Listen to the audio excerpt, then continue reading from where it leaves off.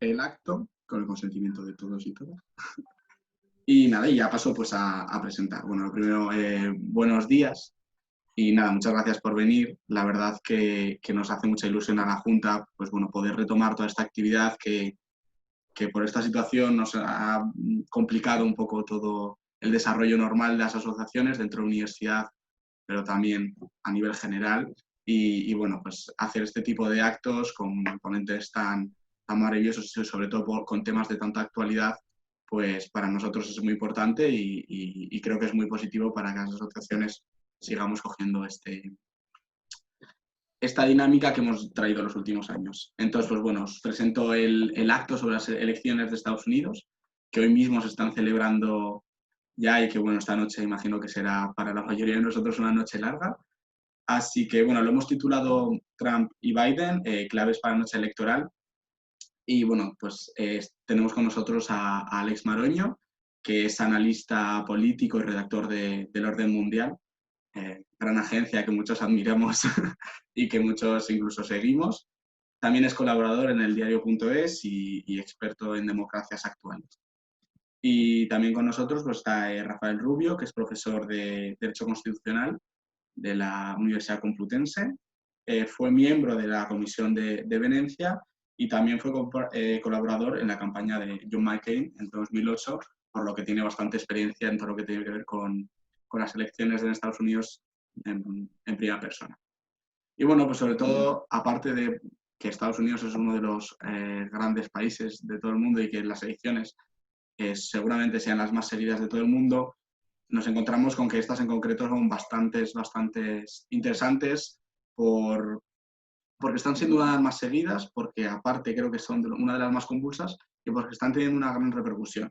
Evidentemente porque tenemos en el espectro político un personaje como es Donald Trump, que, bueno, que se ha alterado un poco las dinámicas que teníamos hasta ahora de los líderes políticos en el mundo y sobre todo en Estados Unidos, pero también por el contexto que vivimos de la crisis del coronavirus, como Donald Trump se ha desmarcado de la línea de actuación del resto de países, pero además por la polarización política que está viviendo este país, con los movimientos sociales, incluso pues, bueno, con los conflictos internos que puede estar ocasionando esta situación en el país e incluso en los partidos políticos.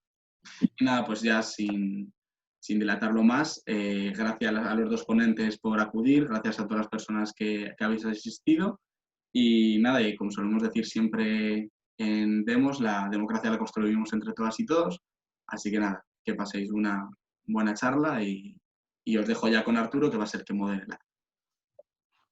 Pues muchas gracias. Y ahora lo primero, como solemos hacer nuestros actos, cada uno de los dos vais a tener 5 o 10 minutillos para hacer una exposición inicial de un poco las cosas que veáis más importantes. Igual también podéis explicar un poco cosas a tener en cuenta para el resto de la charla sobre el sistema electoral americano, cosas importantes. Así que ya sin más dilación os doy la palabra primero a Rafa. Pues muchísimas gracias a Demos por la invitación y la verdad es que me hace mucha ilusión, ¿no? poder hablar el día de las elecciones de qué va a pasar, cosa que en el fondo creo que no sabe nadie, ¿no? O sea, es evidente que estamos en una situación distinta porque de una forma u otra toda esta elección viene condicionada por Donald Trump y es evidente que cualquier elección, o sea, cualquier reelección, pues evidentemente tiene una gran parte de juicio sobre la persona que está sometida a la reelección. Pero en Estados Unidos la norma es que el presidente que busca la reelección por lo general suele ser elegido, ¿no? En los últimos 100 años miraba que solo ha habido 4 presidentes que no han conseguido, o sea, que intentándolo no han conseguido la reelección. Y todos ellos han coincidido con una época de recesión económica que actualmente, pues según algunos, no se da, ¿no? En Estados, o sea, en Estados Unidos. Pero la realidad es que todas las encuestas parecen indicar que Trump va a perder la reelección y que, salvo tamaña sorpresa, por decirlo de alguna manera, Joe Biden será el presidente de Estados Unidos. Joe Biden es un personaje súper peculiar que antes de ser vicepresidente de los Estados Unidos llevaba siendo muchísimos años senador. Para que os hagáis una idea, yo que soy el más mayor de todos los que estamos aquí, Biden ya era senador antes de que yo naciera, cosa que siempre me ha llamado la atención. Muy poco antes, pero Biden ya era senador antes de que yo naciera, ¿no? Entonces, es un personaje de la política, o sea, tradicional dentro de la política norteamericana, o sea, es como la gran o la máxima representación del establishment.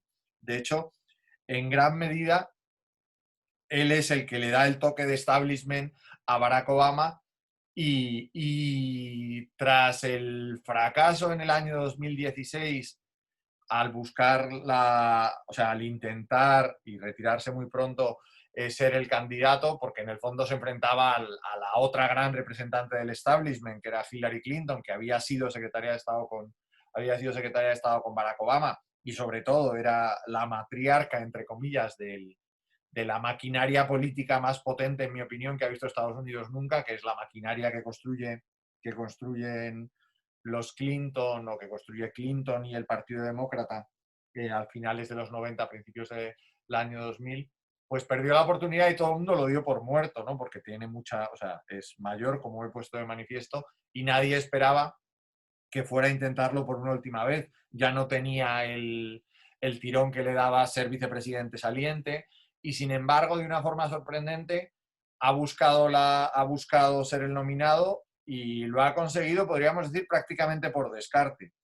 Y en mi opinión, este por descarte con el que consiguió la nominación es posible que sea el que se aplique al resultado final de esta elección. O sea, creo que Biden es un candidato que su gran virtud en esta campaña es no molestar, en el sentido de no provocar, al contrario, o sea, no provocar la movilización del votante republicano que de una forma u otra es crítico con Trump. Estos movimientos que tienen más de simbólico que de reales en el sentido cuantitativo y que estos últimos días se están aireando mucho, especialmente en los estados más competidos como Arizona o como Pensilvania, de republicanos por Biden, en mi opinión, no hubieran sido posibles con Hillary Clinton, ¿no? O sea, Hillary Clinton tiene una carga simbólica que impide cualquier tipo de adhesión por parte de los republicanos, cosa que a Biden no le pasa. Entonces, en ese sentido, en mi opinión, la gran virtud de Biden en esta campaña es haber desmovilizado parte del votante republicano más moderado, por llamarlo de alguna manera, y haber conseguido algo que tampoco consiguió Hillary, pero creo que en este caso el mérito no es suyo, sino de Trump, haber conseguido lo que parece que va a ser una movilización masiva entre el votante demócrata y el votante independiente, que en último término acaba resultando clave, ¿no? Y ese es el gran juego de todas las elecciones, o sea, ver cuánta gente propia se queda en casa y cuánta gente ajena va a votar. O sea, toda elección tiene un componente de movilización que es evidente y es en el que nos fijamos todos, pero también tiene un componente de desmovilización del contrario en el que a veces nos fijamos menos y que creo que aquí va a pesar bastante, ¿no? O sea, si entendemos que Estados Unidos en gran medida, que en Estados Unidos convive un equilibrio entre los republicanos y los demócratas, que se demuestra de alguna forma en que las mayorías en Congreso y Senado se vienen alternando de una forma más o menos similar, con cierta tendencia o con cierto favoritismo por parte de los republicanos. La clave de esta historia es cuántos votantes naturales se quedan en casa de los tuyos y cuántos se quedan en casa de los otros. Hillary tuvo un problema serio con la movilización del votante más a la izquierda. Un votante que en gran medida al que Biden tampoco le resultaba especialmente atractivo, ¿no? Pues como digo, por su historia, por ser parte del establishment y también por lo que en mi opinión supone una gran decepción en términos del ala izquierda del Partido Demócrata. El Partido Demócrata en el año 2010, el ala izquierda del Partido Demócrata en el año 2016, cuando perdió contra Hillary, contra el establishment, pensó que era su última derrota y empezó las primarias demócratas con cierta fuerza y, en mi opinión, de una forma un poco ilusa, pensando que este iba a ser su año.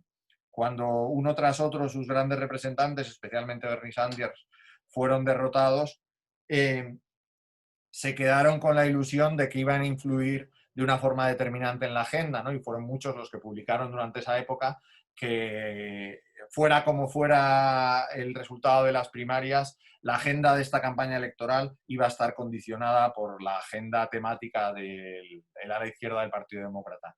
En mi opinión, la verdad, esto no se ha notado nada. La agenda de la campaña ha sido la de Donald Trump, pero a pesar de todo ello, la capacidad de polarización de Donald Trump es tan grande que no creo que haya ningún votante del Partido Demócrata, ni siquiera independientes, que se quede en casa. Algo que evidentemente no pasó en el año 2016 y que en mi opinión fue lo que costó realmente la elección a Hillary Clinton. A pesar de esto, y ya me callo porque me estoy enrollando, creo que aunque como digo, parece que la elección está decidida y que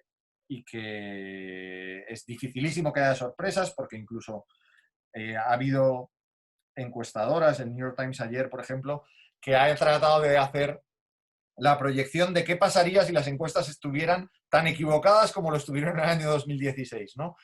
Y aún así, incluso con este margen de error, por decirlo de alguna manera, la elección claramente sería para Joe Biden, ¿no? Yo, que insisto, creo que las probabilidades de Trump de volver a ser presidente son mínimas, por no decir inexistentes.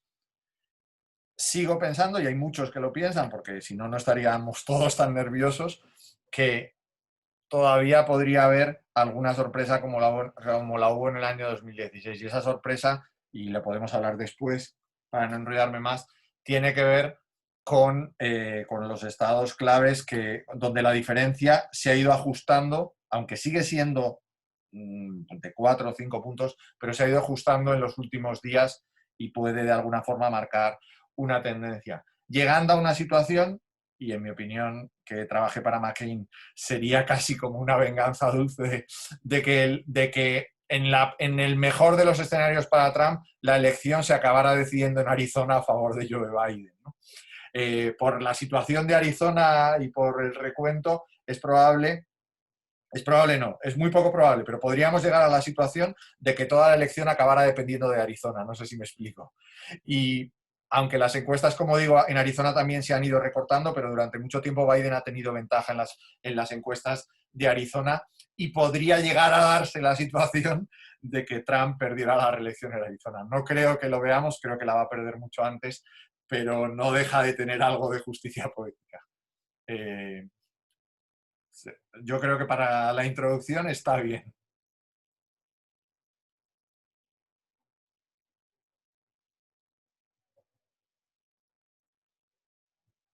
No sé si se ha congelado, Alex. ¿Te lanzas tú aunque no te den la entrada? Sí, sí, que se nos ha parado un poco, pero nada, pues pasamos sí, eso con, sí. con Alex, Sí. cuando quieras. Bueno, antes de nada yo también quería daros las gracias por invitarme a esta charla, que la verdad estoy muy de acuerdo con lo que ha expuesto Rafa. Y bueno, yo había preparado una exposición un poco quizá más explicativa, más coñazo, para entender un poco cómo funciona el sistema. Espero que no os resulte muy, muy aburrida, pero como sí que me he encontrado que a veces resulta un poquito complicado entender las elecciones, lo veía un poco importante, así que espero no aburriros mucho. Pero bueno, sobre todo, creo que vale la pena entender que los estadounidenses votan hoy esencialmente, pero bueno, llevan una serie de semanas votando de forma anticipada. Y es cierto que las elecciones presidenciales son las que atraen mayor atención, pero hoy también se renueva la... ¿Se me escucha bien, no? Sí. Vale. Hoy también se renueva la totalidad de la Cámara de Representantes, que está compuesta por 435 personas, y un tercio del Senado, que está compuesto por 100 senadores. Estos dos órganos componen el poder legislativo y están situados en el famoso Capitolio de Washington. Como bien sabéis, Trump fue elegido en 2016 con una agenda rupturista, anti-establishment, y no sobre todo contra el Partido Demócrata, sino que fue rupturista con su propio partido, con el Partido Republicano. Y no solo venció a Hillary Clinton, sino que también, a lo mejor no lo recordáis, pero arrebató la nominación republicana a miembros muy respetados de este partido, como Jeb Bush, que era hermano e hijo de presidente, o a Ted Cruz, que es el senador de Texas. De hecho, en cierto modo, el ala más republicana, más establishment, pero también es ultraconservadora, la representa el vicepresidente Mike Pence, que es el antiguo gobernador de Indiana. 4 años después, en 2020, Trump todavía mantiene este mensaje antisistema, anti-establishment, con el que sobre todo pretende mantener el apoyo de la población blanca. Y sobre todo su mensaje está muy centrado en la población blanca obrera, ya que enarbola lo que se conoce como white grievance politics. Y bueno, esta visión resultó satisfactoria en 2016, ya que arrebató de las manos del Partido Demócrata estados muy importantes y considerados feudos, como son Michigan, sobre todo Michigan, Pensilvania y Wisconsin, que están situados en cierto modo, decadente norteño cinturón de óxido. 4 años después, ya las encuestas parecen haberlo abandonado en esta región desindustrializada. Joe Biden, por su parte, es el candidato demócrata un poco, no quiero decir por suerte, pero casi, porque tuvo un desastroso proceso de primarias que le daban la candidatura por fracasada en numerosas ocasiones. De hecho, por poner un poco en contexto, en los importantes caucus de Iowa, Biden quedó 4º, y en las primarias de New Hampshire, que se hacen después de los caucus de Iowa, quedó 5º. Pero bueno, tras un apoyo indispensable por parte del electorado negro que le apoyó gracias sobre todo a su papel en la administración Obama, se hizo con las primarias de Carolina del Sur, su campaña remontó y finalmente consiguió vencer al progresista Bernie Sanders, que salió de la carrera también un poco en parte por el coronavirus. Es cierto que Clinton ya había vencido a Sanders hace 4 años, pero a diferencia de 2016, todo el Partido Demócrata buscó un compromiso para enterrar este hacha de guerra con el objetivo conjunto de derrotar a Trump, ¿no? Y la campaña de Biden ha estado centrada sobre todo en vencer a esta figura política y su lema lo define muy bien, ¿no? Bueno, no sé si es el lema, pero uno de los lemas de Biden es recuperar el alma de la nación y volver a unificar al país, ¿no? Su plataforma es cierto que es considerada una de las más progresistas de la historia, más a la izquierda de lo que proponía Obama, pero en cierto modo resulta bastante pragmática, bastante moderada para los estándares actuales del Partido Demócrata. Y su compañera del llamado ticket presidencial es la senadora por California, Kamala Harris, que, bueno, que de ser elegida se convertiría en la primera mujer y la primera mujer de una minoría racial con poder ejecutivo en el país. Y es cierto que Harris es más progresista que Biden, aunque en cierto modo es más progresista en términos identitarios que en términos políticos, ya que no resulta una figura bastante pragmática para los estándares del partido. Centrándonos en la votación más mediática, que es la presidencial, creo que también vale la pena aclarar que es una votación indirecta y los ciudadanos no eligen directamente al presidente y al vicepresidente, sino que eligen a los 538 compromisarios que forman lo que se llama el colegio electoral. De esta manera, claro, sacar más votos que tu contrincante a nivel nacional no te asegura ningún tipo de victoria, como ya demostró Hillary Clinton en 2016. Para ganar la presidencia, de esta forma, es necesario conseguir al menos 270 de estos compromisarios, ¿vale?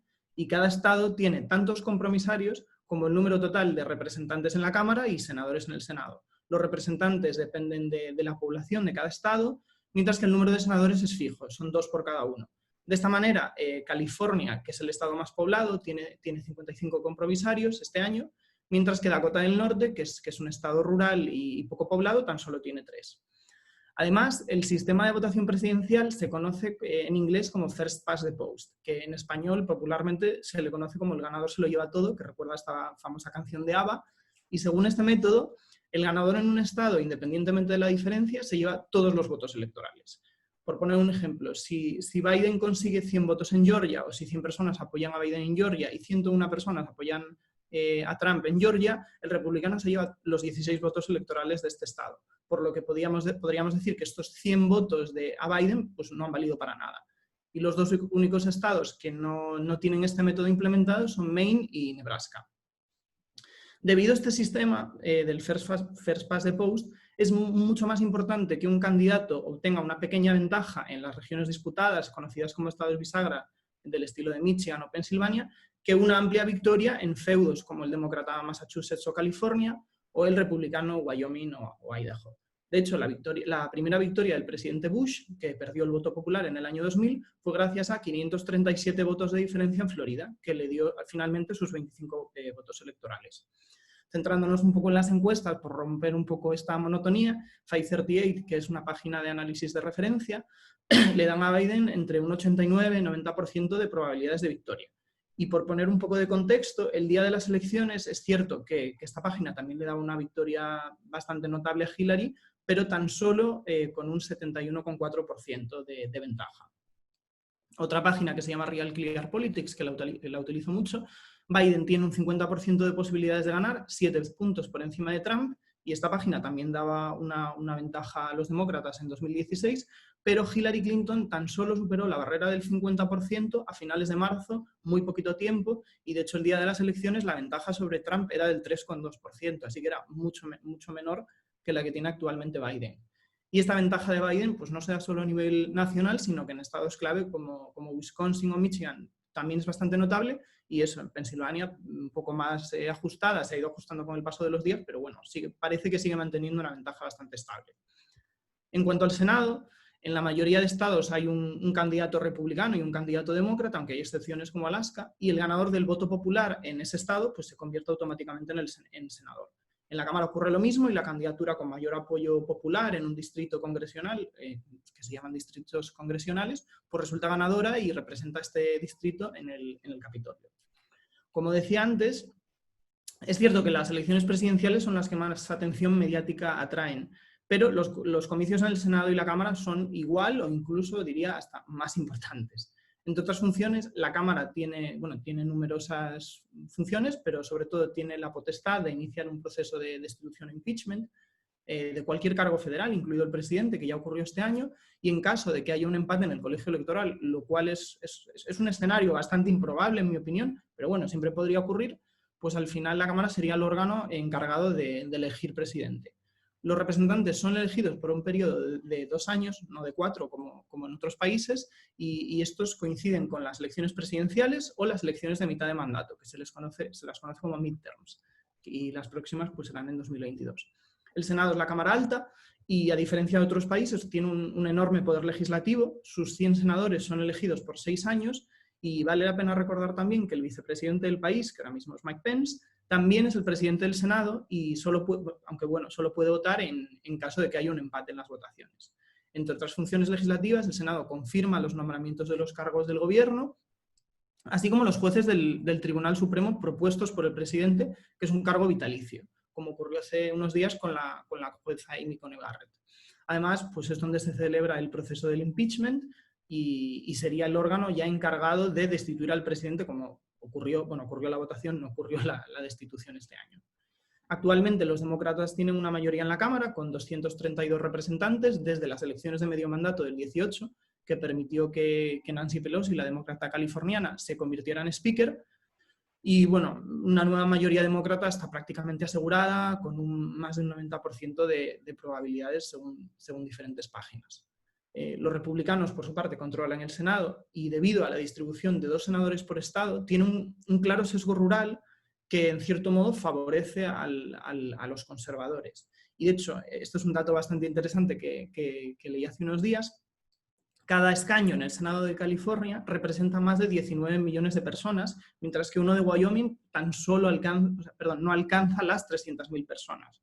Y, de hecho, según una serie de estimaciones, los 53 senadores republicanos actuales, que son mayoría en la Cámara, representan a 15 millones de personas menos que los 45 demócratas y 2 independientes que participan con los demócratas. De todas maneras, es cierto que la mayoría de encuestas pues dan a los demócratas una victoria bastante notable, que supera el 70%. No es tan clara como a lo mejor en las elecciones presidenciales o en la Cámara, pero bueno, es bastante importante. Y finalmente, si Biden es elegido, los demócratas mantienen la Cámara y recuperan el Senado, se daría una situación conocida como trifecta, que podría facilitar enormemente la aprobación de medidas más progresistas en materia sanitaria, económica o ecológica. Pero también es cierto que el triunfo de senadores demócratas no es un voto... Bueno, el triunfo de senadores demócratas en estados tradicionalmente más conservadores o moderados, como Arizona o Carolina del Norte, no es un voto automático para una agenda progresista que podría implementar Biden, aunque, bueno, en cierto modo es moderado, tampoco resulta tan rupturista. Y, en definitiva, mientras que las elecciones más mediáticas, las presidenciales, se deciden por una mayoría del voto electoral que otorga mucha importancia, una importancia desmedida a una serie de estados clave, las elecciones al Senado y la Cámara, que son igual de importantes, dependen de una mayoría del voto popular. Las encuestas favorecen a los demócratas en las 3 elecciones, pero el shock, el tremendo susto que supuso el fracaso de Clinton, así como la trifecta republicana en 2016, mantiene a muchos demócratas bastante cautos, más de lo necesario incluso. Pero de todas formas, como explicaba esta página 538, que a mí me pareció bastante gráfico este ejemplo, Trump tiene un 10% de probabilidades de ganar, que es aproximadamente lo mismo que las probabilidades de que llueva en el centro de Los Ángeles, y es algo que ocurre 36 días al año. Por lo tanto, es un escenario que deberíamos contemplar. Pues muchas gracias a los dos por esta introducción. Espero que se me escuchara bien, que he tenido problemillas con el wifi antes. Entonces, ha sido una exposición muy buena por parte de los dos. Entonces, ahora quería que hablásemos un poco de cosas en las que fijarnos esta noche, porque, bueno, la mayoría de los que estamos aquí creo que vamos a estar pendientes esta noche de que pase. Entonces, me gustaría que hablásemos de dos cosas ahora. ¿Qué estados fijarnos? Había hablado Rafa antes de Arizona, Alex también del Rust Belt. Uno, ¿qué estados fijarnos? Y dos, ¿en qué grupos de personas? Porque estamos viendo también muchos movimientos dentro de los blancos con estudios, qué está pasando con los latinos, sobre todo en Florida. En definitiva, un poco analizar qué grupos de población claves vamos a tener que fijarnos y cuáles van a ser importantes. Entonces, le doy ahora la palabra a Rafa y seguimos. A la hora de fijarnos, y por acabar la súper completa exposición que ha hecho Alex, solo mencionar una cosa más que va a condicionar bastante la hora a la que nos acostemos, si nos acostamos esta noche, que tiene que ver con que Estados Unidos, desde el punto de vista normativo, es una especie de puzzle en el que cada sistema, o sea, en el que cada estado establece su propia normativa electoral. Podríamos decir que Estados Unidos al final son 50 normativas electorales, aunque después de la sentencia del año 2000 podemos hablar de que hay incluso 51, porque el Estado federal, que suele estar al margen de la legislación electoral, en la sentencia del Tribunal Supremo del año 2000 asume unas competencias que para algunos o para muchos no debería ni siquiera tener, ¿no? En ese contexto, uno de los elementos en los que vamos a tener que fijarnos esta noche tiene que ver con el voto temprano, por decirlo de alguna manera, ¿no? Decía Alex antes que casi 100 millones de personas, y quizá ya 100 millones de personas, han votado ya. El problema, entre comillas, es que en cada estado ese voto se cuenta en un momento distinto. E incluso que en cada estado esas personas que se han registrado para votar antes pueden seguir votando o sus votos pueden acabar llegando incluso hasta una semana después. Depende del estado. Entonces, hay estados en los que ya no se reciben votos, por decirlo de alguna manera, pero hay estados en los que se van a seguir recibiendo votos durante 3 o 4 días. Hasta cuándo se puede votar y cuándo se empieza a contar, que también está regulado de una manera distinta en cada estado, va a condicionar en gran medida el resultado. Hay estados que pueden empezar a contar, que pueden empezar a procesar los datos desde ya, estados que pueden empezar a contar desde ya, estados que tienen que esperar a que se cierren las urnas para empezar a contar, incluso estados que tienen que esperar a acabar el recuento físico, o sea, el de la mesa, para empezar a contar. Eso hace, o sea, ese puzzle hace que en gran medida uno de los grandes problemas de esta noche es cuándo podemos empezarnos a fiar de los resultados, porque hay un elemento adicional a este que tiene que ver no ya con el número de personas que han votado, sino por la tendencia de las personas que ya han votado. Y parece, según las encuestas, como sabéis, en Estados Unidos hay un elemento que facilita bastante este tipo de proyecciones, que tiene que ver con que los votantes tienen que registrarse o pueden registrarse como votantes republicanos, como votantes demócratas o como votantes independientes. A la luz de este registro, que no es determinante, pero es orientativo, parece que el 70, incluso el 80% del votante de Biden ya ha ido a votar, mientras que solo el 30% del votante de Trump ha ido a votar. ¿Qué quiere decir esto?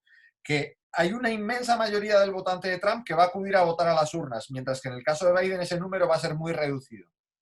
Esto genera un gran problema esta noche, porque ¿qué es lo que genera tanto miedo, en mi opinión, o tanta inquietud entre todos, pero sobre todo entre los medios de comunicación? Que tiene que ver con que probablemente cuando se acabe el recuento del voto oficial, en muchos estados Trump esté por delante, si las diferencias son las que marcan las encuestas de 5 o 6 puntos, mientras que cuando se recuente el resultado final, puede que esa ventaja se reduzca e incluso desaparezca. ¿Qué quiere decir eso? Que Trump puede ser ganador de la votación física siendo un gran derrotado en la votación global, en la real. Vamos, no quiero hacer juegos de malabares ni trampas, ¿no? Entonces, la realidad es que la visión que podemos acabar teniendo esta noche puede que no se corresponda con la realidad. Y eso en sí mismo puede ser fuente de conflicto y es lo que genera tanta inquietud. Esto tiene matices y cuando uno mira con detalle la regulación de cada estado, puede decir que probablemente aquellos lugares en los que más se retrase la votación, pues probablemente sea Pensilvania, que puede ser definitivo, en tanto que empiezan a contar más tarde. El resto de los estados conflictivos tienen una regulación del conteo bastante favorable, o sea que es probable que según avance la noche podamos empezar a tener resultados no solo del voto en urna, sino del voto previo. Pero aún así, utilizado por Trump, que ha ido sembrando el terreno, puede generar conflictos y ciertas dudas de legitimidad sobre el resultado. Dicho esto, y perdón porque ha sido una introducción demasiado, ¿sobre qué estados hay que fijarse? Yo creo que sobre el mapa hay que fijarse en dos grandes zonas, por así decirlo, ¿no?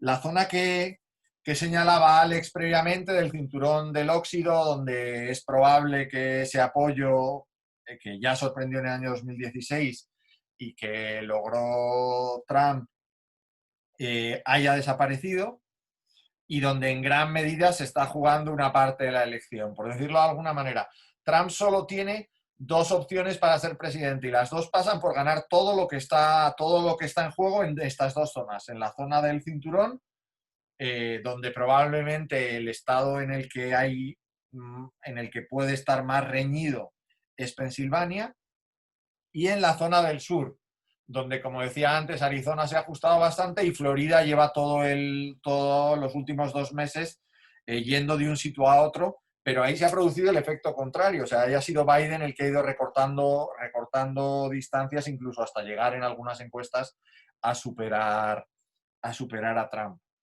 El voto de Florida daría para 2 tertulias más, o sea, porque no solo por lo que pasó en el año 2000, que en lo que fue determinante, sino porque es un estado absolutamente apasionante desde el punto de vista, y con esto entro en el tercer elemento, de la composición, ¿no? Florida es una mezcla de jubilados, inmigrantes de países latinoamericanos que piensan de una manera radicalmente distinta entre sí, ¿no? O sea, yo, que como habéis contado en la presentación, me dediqué, no era el responsable ni mucho menos, pero me dediqué a la movilización del voto hispano durante un año, en el año 2008 para McCain, cosa que en un momento dado llegó a resultar imposible. Descubres que los hispanos en Estados Unidos, entre comillas, no existen. No sé si me explico. O sea, que aquí hablamos de los hispanos con muchísima naturalidad y hablamos de que va a ser la minoría mayoritaria y que en la proyección a 50 años puede que acabe siendo la verdadera mayoría.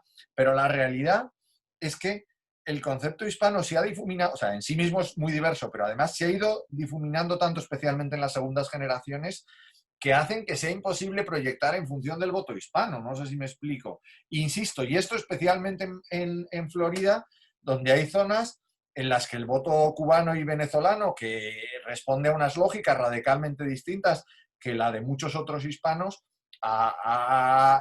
resulta mayoritario. Eso hace que Florida sea un elemento, o sea, un lugar en el que puede pasar prácticamente de todo y donde hemos visto, por ejemplo, Barack Obama cerró ayer la campaña, si no recuerdo mal, la cerró ayer en Florida, porque está muy ajustado y porque da para mucho juego. Y da mucho juego también en esa línea, ¿no? En la línea de la composición sociodemográfica, porque Florida es un lugar en el que hay un gran porcentaje de personas mayores jubiladas, normalmente con recursos, que no responden a esa lógica del hombre blanco cabreado, pero que en alguna medida tiene una lógica de voto distinta. Lo decía Alex al principio y por eso tampoco voy a entrar mucho más, pero la gran pregunta es hasta qué punto Trump ha perdido el apoyo entre las personas, o sea, entre los hombres blancos sin estudios. Porque parece que en el resto de las cortes básicas, o sea, tanto el voto de la población negra como el voto de los hispanos, de una forma u otra, que en mi opinión desde fuera resulta súper sorprendente, pero que tiene su lógica, ha conseguido mantener unos porcentajes bajos, pero que en su momento le sirvieron para lograr las mayorías en esos estados competidos, ¿no? A mí no deja de sorprenderme, y perdón por la reflexión, pero me afecta personalmente, que Trump mantenga los niveles que tiene de voto hispano. O sea, McCain se quedó en un 28%. McCain había liderado la ley más favorable a la inmigración que ha tenido nunca Estados Unidos, una ley que firmó de manera bipartidista y en la que McCain puso su cara enfrentándose a todo el partido y jugándose las primarias en el año 2008 por dar la cara por sus principios. Perdón, pero lo viví personalmente. McCain se quedó con un 28% de aprobación en el voto hispano, y con Trump estamos hablando de un porcentaje similar o incluso superior, cosa que en mi opinión resulta alucinante y nos pone de manifiesto hasta qué punto el voto hispano, como decía al principio, no existe en cuanto tal, sino que tiene mucho que ver, pues por ejemplo, con los buenos datos económicos o de empleo que a pesar del coronavirus, pues Trump de una forma u otra ha conseguido mantener, ¿no? Lo dejo aquí y luego si queréis seguir. Brevemente, he visto que ha entrado ya una pregunta por el chat. Entonces, las preguntas, si queréis ir haciéndolas ahora, no pasa nada, pero las contestaremos todas al final, las del público, ¿vale? Entonces, si queréis, mándalas ahora, pero se contestarán al final. Y entonces, ahora ya, adelante, Alex. Sí, la verdad es que me queda muy poquito que añadir con respecto a los estados, sobre todo me ha parecido muy interesante, he estado aquí tomando alguna nota, y justo lo que hablabas tú de que el voto de Biden ha sido sobre todo un voto anticipado y los votantes de Trump van a votar físicamente en esta noche, es un escenario en cierto modo bastante probable y bueno, no sé si ha sido esta página web, este medio de comunicación que se llama Axios, que yo lo sigo mucho últimamente, pero hablaban del escenario Red Mirage, ¿no? Que la noche electoral Trump vaya a la cabeza en una serie de estados bastante importantes, que entonces se declare ganador, que de hecho es algo que Trump ha dicho que hará o que es muy probable que haga la noche electoral, pero que conforme avancen los días, el recuento de voto anticipado se vaya contando, finalmente Biden vaya a la cabeza y se declare vencedor. ¿Y qué escenario tienes aquí? Tienes a dos presidentes, en cierto modo, que se declaran presidentes, ninguno va a conceder. Y además Trump ha estado hablando mucho del tema del fraude electoral, de que todos estos votos que se van a contar después de la noche electoral son ilegítimos, no cuentan. Entonces realmente ese, en cierto modo, es el escenario más complicado, que puede desatar incluso violencia, yo creo. Y con el tema de los estados más importantes, yo creo que has dicho tú los más interesantes. Hay una página web con la que yo he estado jugando mucho estos días que se llama 270 to Win, en el que puedes ir colocando diferentes colores a los estados. Entonces, ¿qué pasaría si Trump pierde Pensilvania y Florida? ¿Puede ganar Biden? Podría ganar Biden. Si gana, creo que era Georgia, Carolina del Norte, Arizona. Bueno, hay muchísimas combinaciones. A priori parece que estas favorecen a Biden y que Trump realmente el camino que tiene para la victoria es mantener lo que ganó en 2016 o a lo mejor perder Michigan, ganar Minnesota, pero tiene muy poquitas opciones de ganar que no pasen por conservar lo que ya tiene. Y bueno, yo hace unas semanas, me he estado dedicando a hacer un boletín semanal para el orden mundial, y hace unas semanas mi editor me decía, bueno, vamos a analizar los estados clave de estas elecciones. Y yo, que tiendo a ser un poco maximalista, le hice una división bastante grande. No quiero llamarlos bisagra porque no son bisagra, son digamos, potencialmente competitivos, pero bueno, sobre todo los dos escenarios de estas elecciones principales pasan por dos áreas geográficas. Como decía antes, el cinturón del óxido, Pensilvania, Michigan, Wisconsin y potencialmente Ohio y Iowa, que son estados que cada vez son más conservadores, un poco lo que pasó en los últimos años con Missouri, que pasó de ser un estado ciertamente competitivo a un feudo conservador. Y luego estados más sureños, por el lado este, Florida, Georgia y Carolina del Norte, y por el lado pues, del suroeste, Texas y Arizona, ¿no? Es cierto que existen numerosísimas diferencias entre ellos, y de hecho otro boletín que hice era de los votos de cada partido, y ahí puedes meter muchísimos factores. Pero bueno, un poco por resumir, tengo aquí los principales apoyos del Partido Republicano con los factores a mí que me parecieron más interesantes. Son sobre todo hombres blancos sin estudios universitarios, mujeres blancas rurales, la población mayor de 65 años y pues, el voto religioso de las comunidades evangélicas y las comunidades protestantes y hasta este año la comunidad católica. Mientras que los principales apoyos del Partido Demócrata son minorías raciales, jóvenes, graduados universitarios y luego pues, votantes ateos, agnósticos y judíos. Pero dentro de estos colectivos existen numerosísimas diferencias. Por ejemplo, sí que es cierto lo que decías tú de que tendemos o la gente tiende a agrupar el voto latino como si fuera un colectivo homogéneo, que en cierto modo pasa con los votantes negros, que sí que creo que solo el 8 o 7% votó a Trump en 2016 y parece que pasará más o menos lo mismo en 2020, pero existen numerosísimas diferencias, pues eso, entre los cubanos, que son un grupo bastante importante en Florida y tienden a ser conservadores, o por ejemplo los puertorriqueños que tienden a ser más demócratas. Pero sí que es cierto que en 2020 un poco lo que estoy viendo yo es que hay un cierto realineamiento. Bueno, se están volviendo a alinear los apoyos demográficos, ¿no? Por ejemplo, el colectivo mayor de 65 años, la población jubilada, que es imprescindible o determinante en cierto modo en Florida, no la obtuvo el Partido Demócrata desde Al Gore en el año 2000. Y ahora parece que Biden podría conseguir ese apoyo y a lo mejor suplir una desmovilización del voto latino más progresista en Florida, lo podría suplir con este voto de los jubilados del Estado. Luego parece que también ha conseguido cierto apoyo entre las comunidades católicas. Él es católico, él enarbola mucho su fe. Y bueno, los votantes religiosos tradicionalmente están más cercanos al Partido Republicano, pero parece que Biden podría, si no ganar ese voto, reducir un poco la diferencia de Trump. Y pasa lo mismo también con los votantes de clase obrera blanca.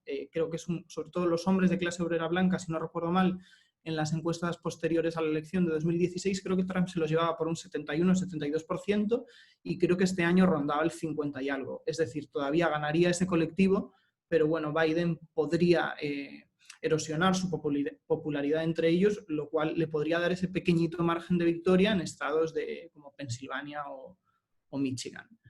Y yo creo que eso es todo. Y sí, un poco ya para terminar, yo creo que el estado al que debemos poner un poco la atención esta noche es Florida, porque también es muy importante el tema del recuento electoral, que cada estado lo lleva de forma diferente. Florida es un estado que lleva años con este sistema, entonces podría darnos una visión bastante temprana del estado de la carrera, ¿no? Es cierto que si aunque gane Biden o gane Trump, Florida no, por sí sola no resultaría determinante, pero bueno, si Biden gana en Florida y además por un margen bastante considerable, la carrera podría estar parcialmente decidida hacia su lado, mientras que si gana Trump podemos decir que todavía tendría posibilidades, aunque no sean muchas. Pues muchísimas gracias.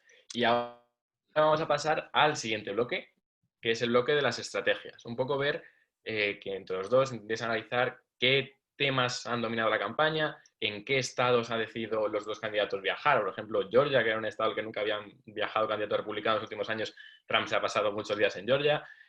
Y sobre todo también cómo están atacando, o sea, cómo están haciendo sus actos de campaña. O sea, por ejemplo, vemos los mítines multitudinarios de Trump contra los pequeñitos reuniones en coches de Biden. Entonces, un poco qué temas han dominado y a qué responden las maneras de hacer campaña de ambos candidatos. Así que la palabra.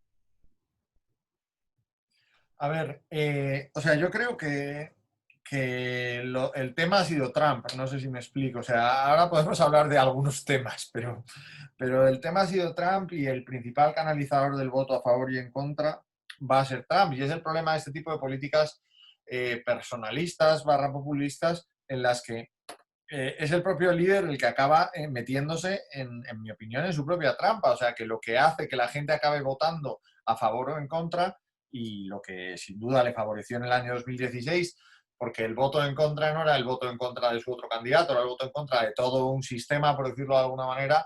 Ahora, donde esa connivencia con el sistema no está tan clara, lo que acaba quedando es pues ese plebiscito sobre su figura, que puede ser lo que sea, pero no resulta agradable, ¿no? En gran medida, Trump ya en el año 2016, en mi opinión, recibió mucho voto a pesar de Trump. un voto que estaba pensando, pues por ejemplo, en la línea que decía Alex de los católicos, ¿no? O sea, los católicos estaban pensando en la designación de jueces y es que todo lo demás le da igual y estuvieron dispuestos para defender eso que en su opinión y realmente tiene un peso esencial en la política norteamericana y se tragaron una serie de elementos que no podían rechazar más, por decirlo de alguna manera, pero a la hora de la verdad en el voto siempre hay una palanca de voto que acaba siendo determinante y en el caso de este tipo de grupos, por decirlo de alguna manera, en mi opinión, especialmente el católico, que conozco mejor, el elemento que acabó siendo determinante tuvo mucho que ver con las nominaciones al Supremo. En ese sentido, y por acabar esta rama, podemos decir que su última decisión, que en términos históricos puede tener mucho desarrollo de acelerar el nombramiento de la jueza Barrett, en gran medida puede acabar desmovilizando también en parte al voto católico, porque no parece que en estos próximos 4 años vaya a haber vacantes en la Corte Suprema, salvo sorpresas como que siempre puede haber y ya ha habido, pero en gran medida una parte de la motivación para taparse la nariz y votar a Trump en determinados grupos como este, quizá ha desaparecido una vez que la última vacante ha sido cubierta de una forma tan rápida. Entonces, desde esta perspectiva y por ir más allá de Trump, yo creo que Trump había hecho todo su gobierno, toda su campaña, mirando a la economía y se iba a presentar ante los norteamericanos siguiendo la lógica de Reagan, de todo norteamericano cuando va a votar mira su bolsillo y mira si tiene $1 más o menos del que tenía la última vez que fue a votar. Trump tenía un currículum, por decirlo de alguna manera, inmaculado en esos términos, ¿no? Porque lo ha conseguido, o a pesar de eso, ha aumentado la deuda en cantidades estratosféricas, si nos ponemos puristas, el crecimiento económico que ha generado Trump y el crecimiento de empleo, incluso el crecimiento de los salarios, tiene sus matices, pero creo que desde un punto de vista electoral era incontestable que si la elección hubiera sido sobre la economía, Trump sería de forma casi segura reelegido presidente del gobierno, presidente de Estados Unidos. En el mes de marzo entra en juego un elemento determinante que entra en juego en todo el mundo, que es el COVID, y en el que Trump, en mi opinión, no ha estado especialmente afortunado. O sea, ha gestionado de una forma desastrosa, logrando que el tema se volviera determinante en la forma a la hora de elegir el voto de muchas personas, ¿no? El otro día se publicaba, no recuerdo quién, que el 56% de los norteamericanos estaban a favor de la forma en la que había funcionado la economía durante estos 4 años. Pues un porcentaje muy similar, incluso superior, está en contra de la forma en que Trump ha gestionado el COVID en Estados Unidos, ¿no? En ese sentido, el COVID, por un lado, impacta en la economía, pero por otro lado, sobre todo, transmite una imagen de Trump fuera de control, o sea, de un Trump que ha perdido el control en la lucha de la pandemia y que, aunque no le afecta directamente en su imagen personal de su votante tradicional, de hecho, el apoyo de Trump en el mes de febrero es muy similar al que tiene en octubre, ahora baja un poco, pero está en el 43 y medio, pero sí que afecta muchísimo al votante que no le apoya directamente, pero que podía acabar yendo a votar o acabar quedándose en casa y no votar a los demócratas, ¿no? Entonces, en ese sentido, yo creo que el COVID y la gestión del COVID ha marcado de una forma determinada o ha influido mucho en esta elección. Lo hemos visto en su propio contagio, que para algunos resultó ficticio, o los mítines con los que ayer cerró la campaña, en los que de repente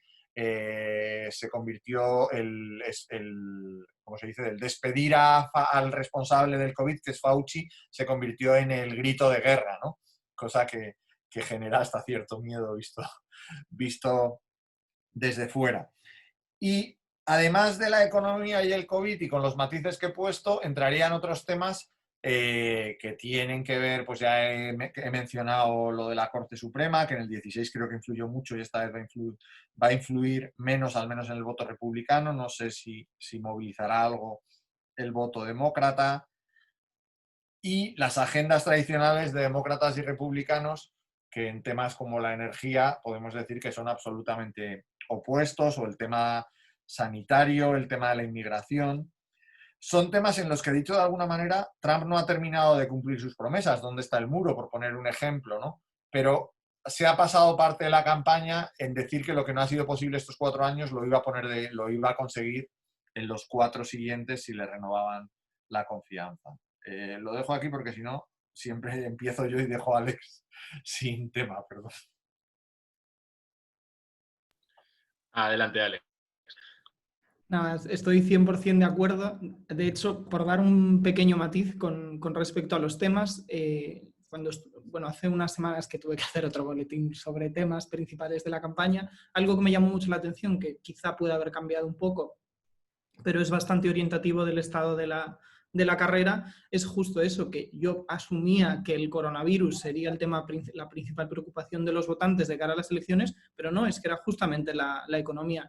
Hay algunas encuestas que he visto estos últimos días que dan al coronavirus mayor porcentaje de preocupación, pero bueno, más o menos la economía sigue siendo, si no la principal, una de las principales temas de cara a estas elecciones en diferentes encuestas. Y además es que ha sido la principal preocupación de los estadounidenses, porque esto ya me lo había mirado yo, desde las votaciones de 2004, cuando estuvo igualada con el terrorismo, y evidentemente el momento histórico de 2004 era después de los atentados de las Torres Gemelas. Entonces, la economía realmente, como bien decías, es un poco lo que marca la campaña de reelección o lo que marca las elecciones. En estas encuestas, tengo aquí la chuleta de los temas principales, son todos los que has dicho, por añadir uno. Tensiones raciales y crimen. Este año se han visto protestas históricas tras la muerte, el asesinato de George Floyd, de Breonna Taylor y últimamente no, hace unos días creo que se llama Walter Wallace en Filadelfia, en el estado bisagra de Pensilvania.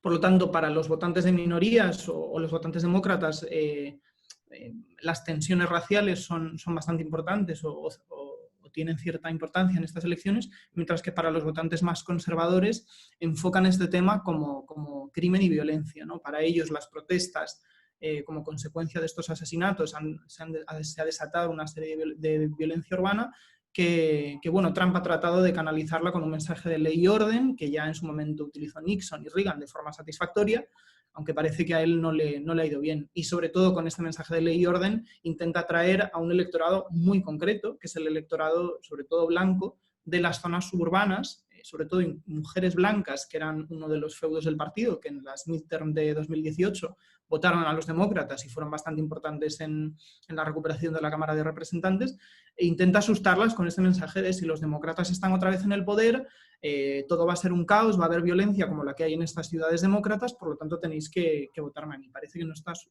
surtiendo, ¿no?, un resultado, pero bueno, en cualquier caso es un mensaje bastante interesante. Y una pequeña discrepancia con el tema del Tribunal Supremo, sí que no quiero ser tampoco muy fatalista, pero bueno, el juez más anciano es el progresista Stephen Breyer, que tiene 82 años, entonces bueno, en 4 años podrían pasar muchas cosas, ¿no?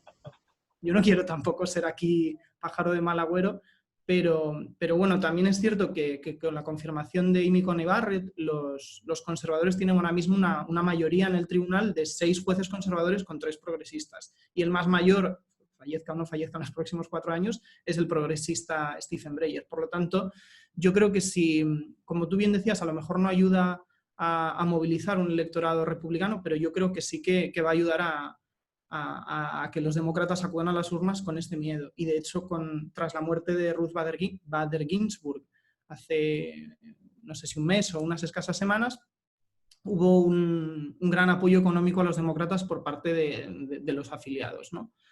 Creo que también preguntabas a qué tipo de votante ha tratado de atraer cada candidato. Trump yo creo que se ha centrado en la base de votantes blancos, que fueron los que le dieron la elección en 2016, que sí que es cierto que está disminuyendo dentro del porcentaje total de la población, pero bueno, siguen siendo mayoritarios en estados sobre todo del Rust Belt, del cinturón del óxido, y en cierto modo es una estrategia cortoplacista, porque conforme se diversifican los estados sureños como Texas, Arizona, Florida, esto les puede hacer daño en el medio plazo. Biden, yo creo que la estrategia que ha seguido Biden es reconstruir lo que se llamó la coalición Obama, ¿no?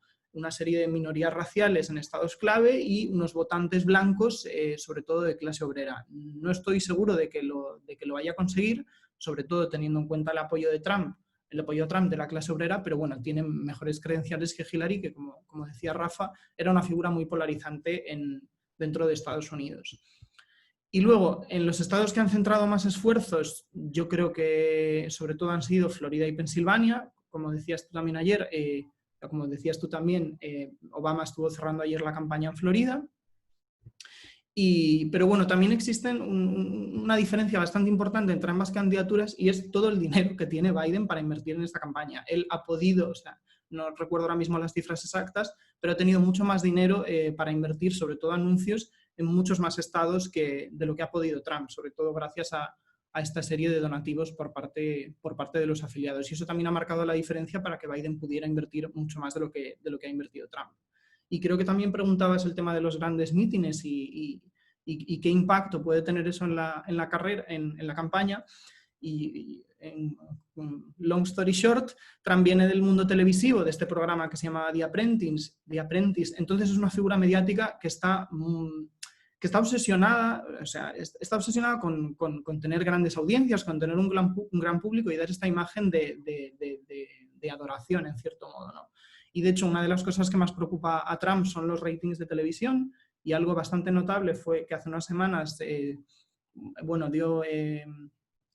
tuvo una charla en un programa de televisión a la misma hora que Biden, y Biden tuvo un rating superior a él, lo que yo creo que le fastidió bastante, sobre todo teniendo en cuenta su obsesión. Además, esto ya es una opinión personal, pero yo creo que con estos grandes mítines Trump intenta demostrar una sensación de normalidad. Las campañas estadounidenses siempre se han caracterizado por estos grandes eventos masivos. Trump lo que quiere es decir que lo peor de la pandemia ha pasado, y con estos grandes mítines al final lo que da es una imagen de cierta normalidad o de todo sigue igual, somos más poderosos que la pandemia y vamos a seguir haciendo estos grandes mítines. Mientras que Biden ha sido más cauto para dar una imagen de mesura y también porque está preocupado por su propia salud, porque es una persona que tiene una edad parecida a Trump, pero yo creo que es visiblemente más débil, ¿no? Podríamos decir. Yo creo que, y ya para cerrar, estos grandes eventos sobre todo sirven también para movilizar la base electoral de Trump, pero yo creo que el votante moderado, el votante independiente, que quizá puede votar a uno de los dos, yo creo que desaprueba este tipo de comportamiento y no se va a sentir identificado con esa serie de eventos, sobre todo porque probablemente la pandemia le haya impactado directamente, y creo que se va a preferir el tipo de eventos que hace Biden. Muy bien, pues ahora vamos a pasar al tercer bloque, que como comentaba Alex al principio, esta noche no todo es Trump versus Biden, sino que tenemos también muchas carreras, tanto en la Cámara de Representantes como en el Senado, y quería centrarme especialmente en el Senado, porque como ya habéis comentado también, tiene un poder enorme, y de los 35 senadores que están este año para la reelección, 23 son republicanos y algunos están en posiciones especialmente débiles. Vemos a Martha McSally en Arizona, vemos a Johnny Ernst en Iowa, incluso a dinosaurios del Partido Republicano como Susan Collins y Lindsey Graham. Entonces, mi pregunta es un poco, ¿cómo veis cómo configurada la mayoría en el Senado están para la reelección el down ballot effect, es decir, el estar debajo de Donald Trump en la lista?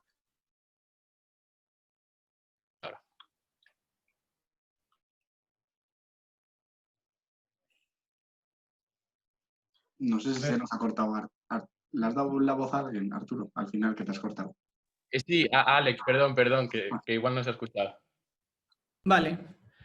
Pues bueno, yo del funcionamiento del Senado tampoco me quiero enrollar mucho porque ya di antes la clase magistral, pero bueno, sí que estoy de acuerdo contigo que es un momento bastante interesante, y que los republicanos están desfavorecidos ya solo por las matemáticas, porque 23 de los 35 que se juegan la reelección son republicanos, aunque he de decir que el senador más vulnerable ahora mismo es demócrata, que eso tampoco se menciona mucho, es el Doug Jones, creo que se llama, el senador por Alabama, ¿no?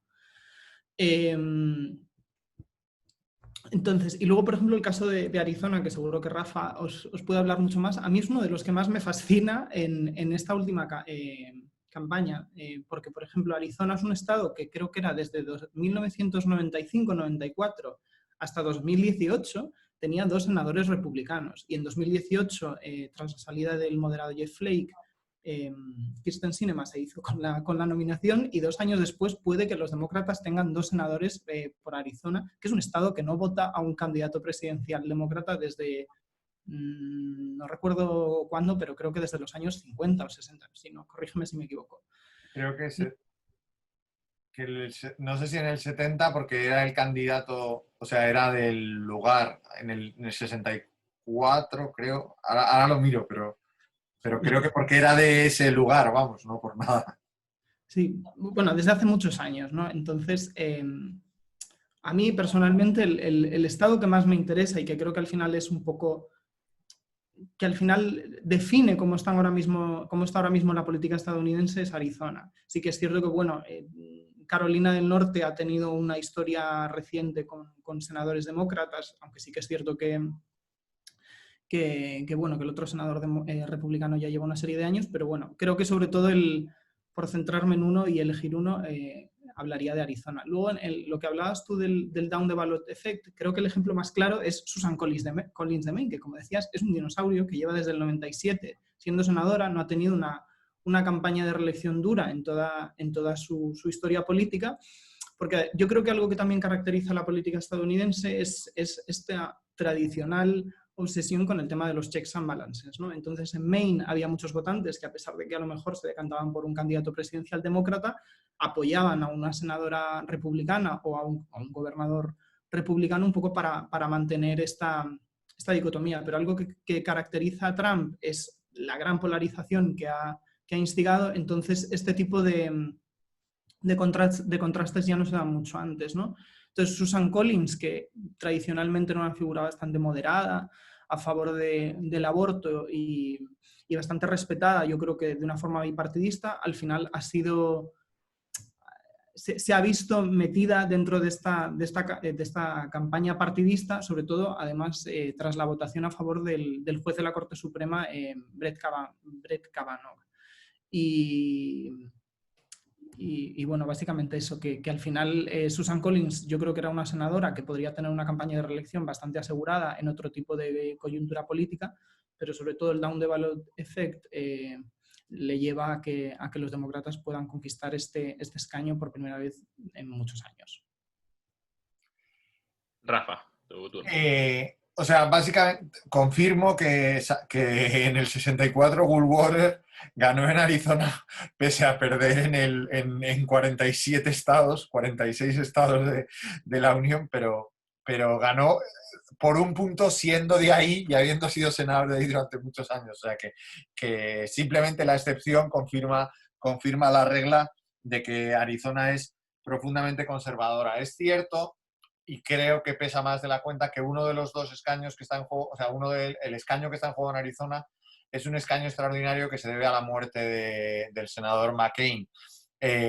Porque, o sea, esto es una tontería, pero normalmente los escaños que se ponen en juego cada 2 años son 33 y en este caso se ponen 2 más, uno que son 2 asientos extraordinarios por causas externas, que son el de Arizona y el de Georgia. Entonces, en ese sentido, o sea, creo que Arizona es muy significativo del cambio que está sufriendo Estados Unidos. En Arizona, por ejemplo, el votante latino es un votante que ha ido adquiriendo importancia con el paso de los años y hoy resulta, creo que puede resultar determinante en el resultado de esta elección, ¿no? Otros sitios en los que mirar, además de los que he dicho, creo que Colorado y Maine pueden ser, o a día de hoy son, según las encuestas, los lugares en los que los asientos republicanos están más en juego.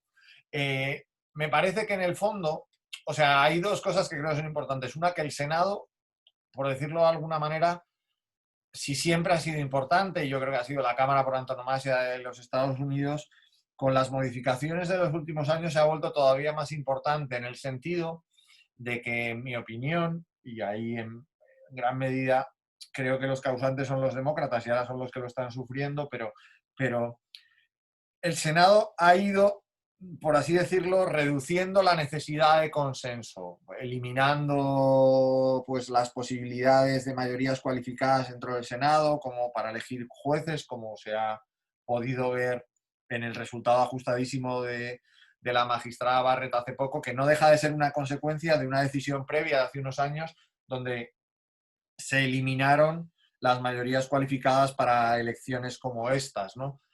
¿Por qué insisto tanto en esto? Porque hasta hace 6 años, cuando mirábamos el Senado, en el fondo, si no veíamos que había una diferencia 60-40, una diferencia determinante que iba a permitir al Senado funcionar con agilidad, el Senado pasaba a ser poco importante, pero hoy en día en casi todas las materias sobre las que decide el Senado basta con una mayoría simple de 51 senadores o incluso de 50 más el voto del vicepresidente para decidir las decisiones del Senado. Y eso hace que cobre especial importancia y lo que en mi opinión es un retroceso institucional, en el fondo no deja de ser, o sea, no deja de resaltar o de dar todavía más importancia al papel del Senado en el funcionamiento ordinario de la política norteamericana. ¿Hasta qué punto Trump va a influir o influye en las decisiones? En mi opinión, de forma determinante, porque ya una vez que esto se convierte en un plebiscito sobre Trump, los propios senadores han tenido que posicionarse y han tenido que posicionarse de una forma clara y no en esta elección, sino ya hace 2 años, en mi opinión, ya se vio de una forma bastante clara, ¿no? En el caso de Graham que decías tú, yo creo que la elección de Barrett le ha facilitado la reelección y creo que ahora mismo, probablemente esta noche me desdiga, pero creo que ahora mismo, habiendo estado en riesgo su asiento durante la gran mayoría, o sea, la mayor parte de la campaña, ahora mismo no corre tanto peligro. ¿Por qué? Porque parte de su problema era precisamente el voto de Trump, era el voto más conservador que al verle dar la cara y liderar la confirmación de Barrett, probablemente se ha reconciliado con él, pero bueno, ya veremos. En mi opinión, el asunto de cuánto influye Trump en estas elecciones tiene, o sea, más allá de cuánto va a influir hoy, que no lo sé, creo que mucho, pero tiene una importancia trascendental para el día de mañana, o sea, porque yo creo que esa es la gran pregunta. O sea, la gran pregunta es cuánto va a influir Trump en el futuro del Partido Republicano. Son muchos los que, en mi opinión, se están anticipando a escribir la nota necrológica del Partido Republicano, pensando que es muy difícil reconstruir una organización por la que ha pasado alguien con una capacidad de liderazgo tan destructiva como la de Donald Trump. Mi opinión es bastante contraria. ¿Por qué? Porque creo infinito, y la he visto, en la capacidad de regeneración casi instantánea de la política norteamericana, ¿no? ¿Qué es lo que hace que sea tan difícil hacer predicciones de futuro sobre reposicionamientos en la línea de lo que decía Alex también hace un rato, ¿no? O sea, ya en el año 2008 Obama construyó su coalición sobre una base de realineamiento que en teoría iba a condicionar la política norteamericana durante los próximos 30 años. Menos de 8 años después, el Partido Republicano gana Congreso, Senado y la presidencia. ¿Por qué? Porque creo que a veces nos olvidamos que los partidos en Estados Unidos no existen. O sea, que los partidos en Estados Unidos son plataformas al servicio de unos candidatos y que muchas veces los partidos nacionales, y esto a mí me llamó la atención descubrir en el año 2008, no tienen oficinas locales en algunos estados, o no tenían hasta el año 2004, en el caso del Partido Demócrata, donde Howard Dean impulsa una estructura nacional, pero durante mucho tiempo las estructuras nacionales de los partidos no han existido. Entonces, se montan y se desmontan en función de las elecciones. Yo siempre cuento que cuando yo estuve trabajando para McCain, los 5.300 personas que trabajábamos en la campaña habíamos sido contratados de cero. No venía nadie, entre comillas, del partido. Eran profesionales que se fichaban para la campaña y a los que se les rompía el contrato después de la campaña y nos seguíamos buscando la vida, por decirlo de alguna manera, ¿no? Entonces, en ese sentido, creo que si es evidente que va a tener una influencia determinante en esta elección, creo que el Partido Republicano, como el Partido Demócrata en su día, va a tener una capacidad de reinvención suficiente, en el caso de que Trump pierda en estas elecciones, va a tener una capacidad de reinvención suficiente y que dentro de 2 años volverá a ser un partido, en mi opinión, totalmente competitivo, ¿no? Pues justo nos viene muy bien esto último que comentaba Rafa sobre el día de mañana para introducir nuestro cuarto y último bloque antes ya de las preguntas del público, que os animamos a que vayáis pensando para después, que es precisamente qué va a pasar después de estas elecciones. Podemos pensar en consecuencias igual un poco más concretas, como por ejemplo, qué puede pasar si en estas elecciones gana Joe Biden en estados como Georgia o Texas, que han sido tradicionalmente republicanos, qué puede pasar si para largo plazo si les da la vuelta, o qué puede implicar una presidencia de Joe Biden para temas como el Obamacare o para la Corte Suprema, esas cosas que están hablando de expandir el número de jueces, etcétera, etcétera. Entonces, un poco, ¿cuál pueden ser, aunque es muy complicado de lucubrar, las consecuencias de lo que pase, bueno, entre hoy y esta semana en estas elecciones? Y volvemos a Alex. Vale. Pues, hombre, yo creo que, y por sintetizar también un poco, que si no me voy a enrollar, si los demócratas se hacen con Texas, Georgia, Arizona, Carolina del Norte e incluso en el futuro con, yo qué sé, Carolina del Sur, aunque lo veo bastante improbable, se va a producir como decía antes, un realineamiento de los colectivos que apoyan a cada partido, ¿no? Entonces, esto al final podría suplir futuras pérdidas en los estados del cinturón del óxido, y lo cual, claro, esto es muy fácil predecirlo, pero esto a medio plazo favorecería a los demócratas, sobre todo por la influencia del colegio electoral, ¿no? De hecho, también estaba jugando un poco un poco en plan friki con las predicciones, y por poner un poco en perspectiva, que lo tengo aquí apuntado, en 2020 Michigan tiene 16 votos electorales, Pensilvania 20 y Ohio tiene 18. Pero según unas estimaciones de 538, los tres perderán un voto en 2024. O sea, ya para las próximas elecciones, los estados del sur van a tener cada vez más importancia, y yo creo que van a ser más determinantes que estos estados del cinturón del óxido, que son un poco donde se jugaban los partidos electorales en los últimos años. Por lo tanto, mientras que Florida en 2020 tiene 29 votos electorales, Carolina del Norte 15 y Texas 38, en 2020 tendrán 31, 16 y 41 respectivamente. Además, California va a perder un compromisario, que es la primera vez que va a ocurrir en su historia. Entonces, ¿qué va a pasar? Pues no lo sé. A medio plazo yo creo que la estrategia más sensata para el Partido Demócrata es intentar recuperar los votos del cinturón del óxido, aunque cada vez son más complicados, y sobre todo hacerse más fuertes en estos estados del sur, que parece que es donde se van a jugar los partidos electorales en los próximos años. Y un poco con lo que decía Rafa, me ha venido a la cabeza, no sé si fue en 2012, creo que fue en 2012, después del fracaso de Mitt Romney, que el Partido Republicano hizo lo que se llamó la autopsia del partido, un poco la estrategia electoral que debían seguir en el medio plazo, y creo que era Reince Priebus el que bueno, da igual, que un poco la estrategia que se aceptó es que para conseguir ganar las elecciones el Partido Republicano tendría que diversificar un poco su estructura y apelar más a los votantes de minorías, y eso parecía que iba a ser la solución a los fracasos electorales del Partido Republicano. ¿Qué pasó? Que llegó Trump, se cargó toda esa perspectiva y consiguió ganar, y además consiguieron la Cámara en 2016 y yo creo que el Senado lo tenían desde el 14. Entonces, yo creo que si Trump consigue ganar las elecciones, creo que el Partido Republicano se va a sentir impulsado a continuar esta estrategia de white grievance politics, de apelar a un colectivo blanco, aunque esto cada vez les va a costar más, simplemente porque van a ser minoría en una serie de años. Y si vuelven a hacer una autopsia como en 2012 y vuelven a intentar apelar a este creciente electorado minoritario, pues parece que tendrán más perspectivas a medio plazo, aunque de todas formas es muy fácil decirlo. Luego, con el tema de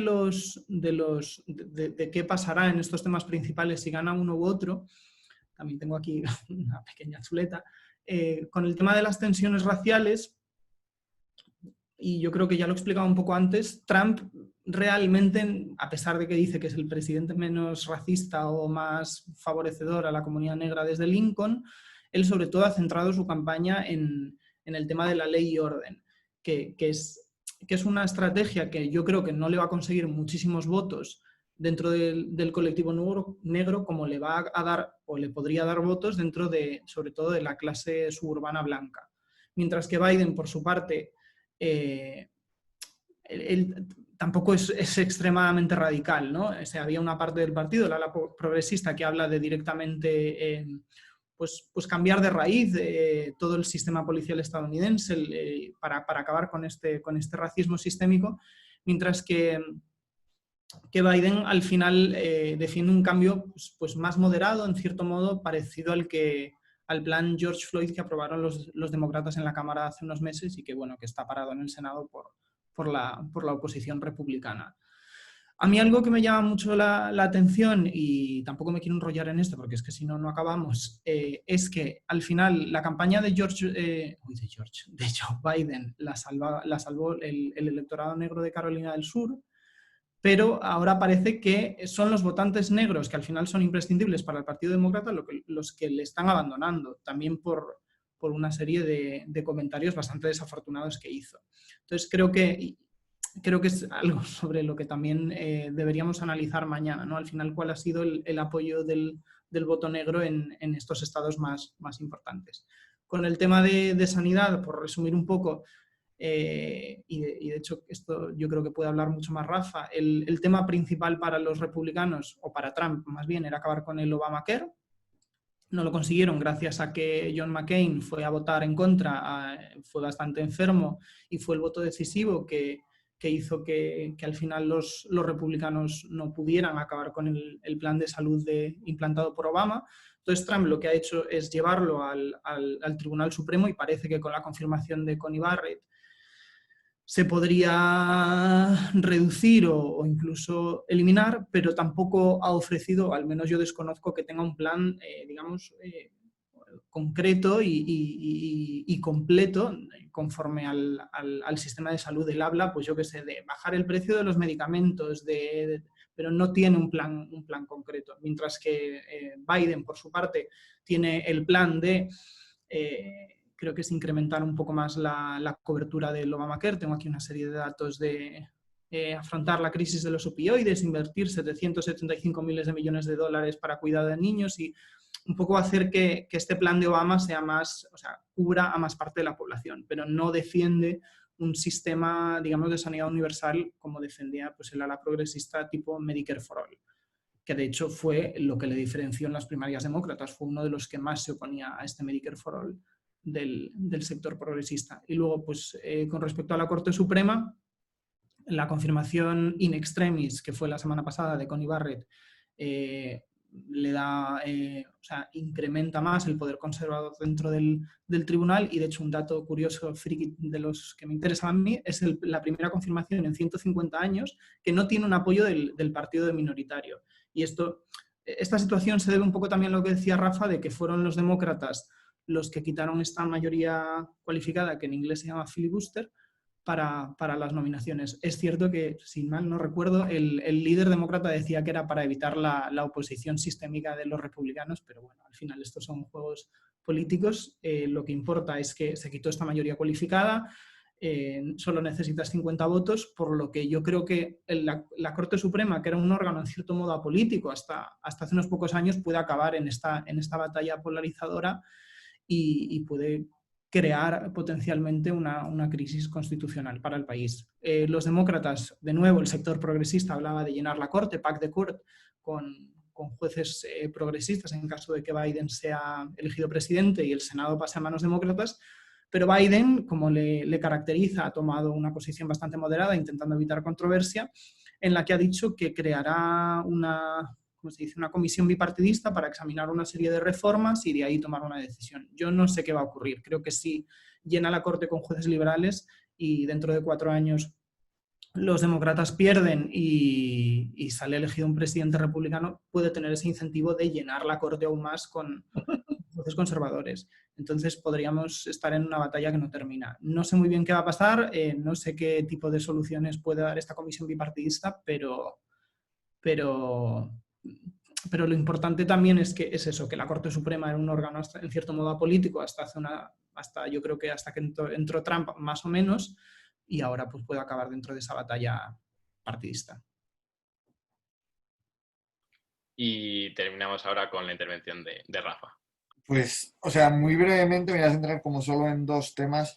O sea, lo de la Corte Suprema es un elemento que en mi opinión es esencial porque como bien ha dicho Alex, o sea, está en juego el sistema constitucional y por un lado su politización y por otro su desinstitucionalización serían daños permanentes en el tiempo, por decirlo de alguna manera, ¿no? Entonces, o sea, por ponerlo en contexto de cómo ese daño ha empezado ya, en mi opinión el daño, o sea, que es evidente en las dos nominaciones anteriores, que han sido de las más violentas, especialmente la de Cannabau, pero de las más agresivas hasta la fecha, y las dos se han resuelto se han resuelto con muy poco apoyo demócrata. Hay un elemento esencial, ¿no? Existe un antecedente, que es el de la muerte de Scalia en febrero del año 2016, que sorprendentemente provoca que los republicanos, sin antecedentes previos, y esto es súper importante en mi opinión, decidan bloquear la nominación y confirmación de un candidato que correspondía, según la ley y según la historia, a Obama en su último año, ¿no? Esto hace que ambos partidos se posicionen de una forma absolutamente política en un elemento, en un campo al que tradicionalmente se respetaba desde un punto de vista institucional. Y hace que los demócratas pongan todo el acento en la necesidad y prácticamente la obligación de llenar el puesto antes de las elecciones, y los republicanos justo lo contrario, llegando a hacer compromisos como que en caso de que Tupac estuviera en una situación similar, antes dimitirían que nombrara un candidato, ¿no? Esto se revienta de forma radical en el momento en el que fallece Ruth Bader Ginsburg, ¿no? Cosa que es alucinante, porque no es solo, que es lo que hemos visto más evidente, porque tiene las consecuencias, que el Partido Republicano cambie de manera radical y todos, salvo dos, se pongan de forma, o sea, se contradigan de una forma evidente y decidan que no solo es bueno, sino que es necesario apoyar un nombramiento por parte de Bush, de Trump, y una aceleración de la confirmación, sino que todo el Partido Demócrata, que había estado defendiendo de manera súper, o sea, de hecho, uno de los líderes del Partido Demócrata que más insistieron en el derecho que tenía Obama de nombrar candidato fue el propio Biden, ¿no? Que hizo declaraciones súper agresivas diciendo que era obligatorio nombrar a ese candidato, ¿no? Pues de repente todos cambian de posición y pasa una cosa súper curiosa, porque realmente, si habéis seguido el proceso de confirmación de Barrett, ha sido un proceso bastante pacífico, que no se corresponde en su tranquilidad con el resultado final de la votación. ¿Por qué? Porque la votación venía condicionada no por la personalidad de Barrett, que ha sido un personaje absolutamente secundario en todo el proceso, en mi opinión, más allá de su carácter, sino que venía por el propio procedimiento en sí mismo, o sea, por la incoherencia que suponía que Trump pudiera nombrar a un candidato a menos de 2 meses de la elección. En ese sentido, lo que está en juego y lo que discuten los demócratas votando en contra de Barrett es el propio procedimiento y, por tanto, cuestionando la propia decisión final o la propia composición final de la Cámara. ¿Por qué me he alargado un poco en esto? Porque en gran medida pone de manifiesto cuál es la mentalidad con la que se afronta la nueva situación. O sea, objetivamente, en términos institucionales, no hay ninguna razón para aumentar el tamaño de la Cámara. De hecho, nadie lo ha planteado en términos racionales. O sea, se ha planteado disminuir la duración de los mandatos, estableciendo mandatos más largos. O sea, se han establecido otro tipo de soluciones, pero el número de miembros era hasta a día de hoy pacífico. Entonces, tomar una decisión sobre el número de miembros en función de la distribución actual de la Cámara, en términos de ciencia política, resulta absolutamente irracional. O sea, afectar a las instituciones en función de la coyuntura política, en mi opinión, es tremendamente dañino para el sistema. No estoy quitando ninguna responsabilidad al daño que ha hecho Trump previamente, o sea, porque creo que especialmente, y ahí Trump tuvo un papel secundario, pero especialmente la decisión de los republicanos en el año 2016 es una auténtica vergüenza. O sea, no quiero quitar ninguna responsabilidad, pero me parece que como la solución pase por ampliar el número de miembros de la Cámara va a quedar tocada de por vida, ¿no? Porque, sin embargo, y quizá aquí peco de optimista, creo que a pesar de la distribución y tal y como está evolucionando el sentido del voto de algunos de los magistrados, creo que es más o menos evidente, o sea, salvo desde el año desde la sentencia del año 2000, que fue un despropósito, me parece que lo maravilloso de la Corte Suprema es que ha conseguido mantener su prestigio desde una perspectiva técnica casi independientemente de su composición. Y eso es lo que creo que vamos a empezar a ver a partir de ahora, pero yo sigo confiando en que, a pesar de que la composición de la Cámara de la Corte está claramente descompensada, puede que nos sorprenda. Y luego el segundo punto, y mucho más breve, que tiene que ver con ver cómo queda el ala izquierda del Partido Demócrata, ¿no? O sea, como decía en un momento dado, el ala izquierda, el ala más progresista del Partido Demócrata, iba adquiriendo fuerza de manera evidente, tanto en las primarias presidenciales como en las propias, o sea, tanto como por el número de progresistas, por llamarlo de alguna manera, que forman parte de las instituciones tanto del Congreso como del Senado. Una victoria de Biden, en principio, pues desactivaría durante un tiempo esta opción.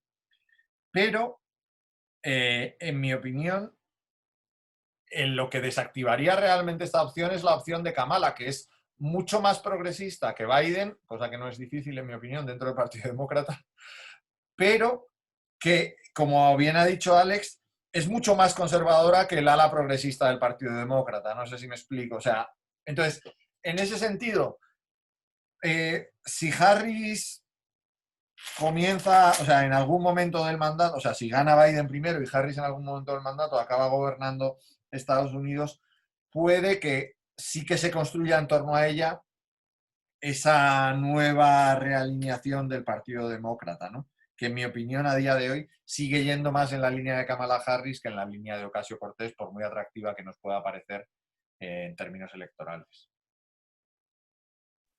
Pues con esto concluimos las intervenciones de los dos. Yo creo que podemos decir que han sido muy, muy, muy interesantes. Y ahora vamos a responder a 3 preguntas de los que estáis aquí. Entonces, pues, activaros el micro y por orden vais preguntando. Y ya entre Rafa y Alex os ponéis de acuerdo por bien quién la quiere contestar. Igual la primera era la que había puesto ya Laura en el chat, que era que hasta qué punto afectará el voto por correo en la participación en el resultado. Que la hemos dejado un poco ahí, aunque lo habéis mencionado, por igual incidir, si queréis incidir un poco más con todo el tema este del recuento y demás. O sea, el voto por correo no es solo voto por correo, es voto por correo y voto anticipado, porque se puede votar en urna o sea, durante varios días previos a la elección. En términos porcentuales, si alcanza los 100 millones, 102, con lo que queda por llegar, puede acabar suponiendo hasta el 70% de la participación total. O sea, estamos hablando de que en las últimas 3 elecciones, y seguro que Alex lo sabe mejor que yo, pero la participación ha sido 130, 140, o sea, no ha llegado creo nunca a 150 millones, pero está entre 130 y 140.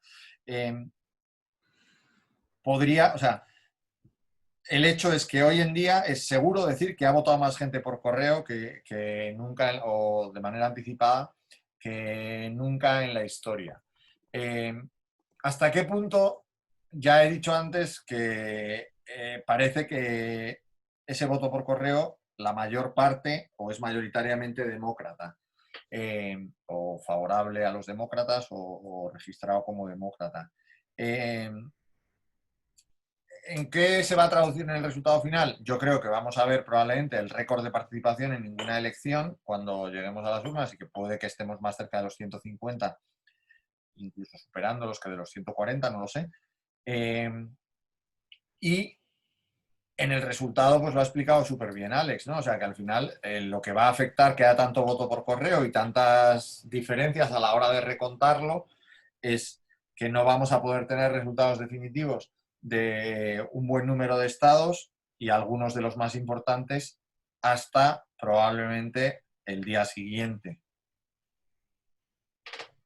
Sí, yo justo del voto por correo hice una parte del boletín que mandamos hoy por la mañana, así que tengo así una serie de datos aquí frikis de los míos, y creo que están un poco desactualizados porque ahora te puse aquí más de 95 millones, creo que ahora ya superan los 100 millones, pero bueno, van a rondar más o menos esa cifra.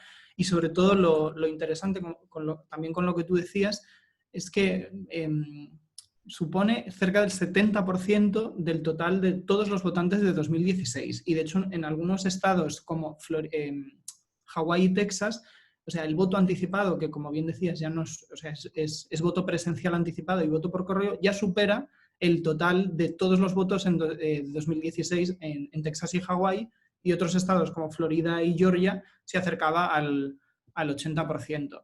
Yo creo que sí, hay muy poca más reflexión. Yo creo que es un voto que a priori beneficia a los demócratas, aunque sí que es cierto que la pandemia al final afecta independientemente de la ideología política, pero creo que esto sobre todo en estados, a mí sobre todo me llama mucho la atención Texas. Yo creo que sería, si tuviera que apostar una moneda a la sorpresa de 2020, sería Texas, y sería sobre todo por este gran voto anticipado que ha habido.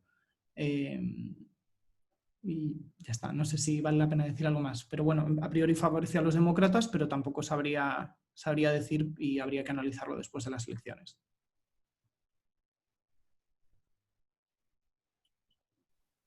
Vale, no sé si alguien tiene alguna pregunta más.